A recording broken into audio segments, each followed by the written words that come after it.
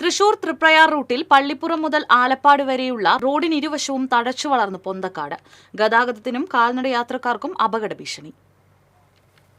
പള്ളിപ്പുറം മുതൽ ആലപ്പാട് വരെ പാടശേഖരത്തിന് മധ്യേയുള്ള 2 കിലോമീറ്റർ ദൂരത്തിലുള്ള റോഡാണ് ഇരുവശവും പൊന്തക്കാട് വളർന്നതുമൂലം അപകട ഭീഷണി ഉയരുന്നത്. കഴിഞ്ഞ ദിവസം ഈ റോഡിൽ മറ്റൊരു വാഹനത്തെ മറികടക്കുന്നതിനിടെയുണ്ടായ അപകടത്തിൽ ബൈക്ക് യാത്രികനായ യുവാവിന് ജീവഹാനി സംഭവിച്ചിരുന്നു.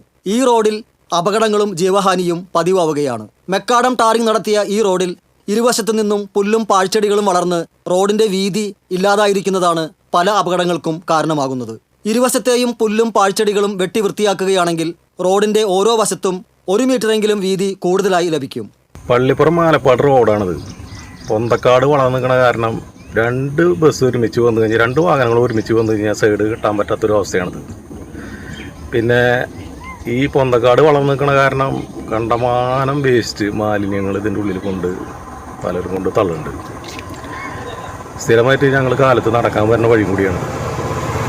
ഒരു വാഹനം വന്നു കഴിഞ്ഞാൽ ഞങ്ങൾക്ക് സൈഡിൽ കൂടെ നടന്നു പോകാൻ ഒരു സംവിധാനം ഇപ്പോൾ ഇവിടെ ഇല്ല. പൊന്തക്കാട് വളർന്നു നിൽക്കുന്ന കാരണം ഞങ്ങൾക്ക് സൈഡ് കിട്ടണില്ല. അതുകൊണ്ട് എത്രയും പെട്ടെന്ന് ഇതിൻ്റെ അധികാരികൾ ആരാണെങ്കിൽ ഈ 2 സൈഡിലുള്ള പൊന്തക്കാടുകൾ നീക്കാനുള്ളൊരു സംവിധാനം ഉണ്ടാക്കണമെന്നാണ് ഒരു നാട്ടുകാരനെന്ന നിലയിൽ എനിക്ക് പറയാനുള്ളത്. പൊന്തക്കാട്ടിലേക്ക് പ്ലാസ്റ്റിക് കിറ്റുകളിലാക്കിയ മാലിന്യം തള്ളുന്നതും ഇവിടെ പതിവാണ്. റോഡരികിൽ നടക്കാനുള്ള സ്ഥലം മുഴുവൻ പൊന്തക്കാട് നിറഞ്ഞതുമൂലം കാൽനടക്കാരും അപകട ഭീഷണി നേരിടുകയാണ്. പാറളം, ചാഴൂർ എന്നീ പഞ്ചായത്തുകളുടെ പരിധിയിലുള്ള റോഡിന്റെ ഇരുവശവും വൃത്തിയാക്കി സുഗമമായ ഗതാഗതം സാധ്യമാക്കണമെന്നാണ് നാട്ടുകാരുടെ ആവശ്യം. TCV തൃശൂർ.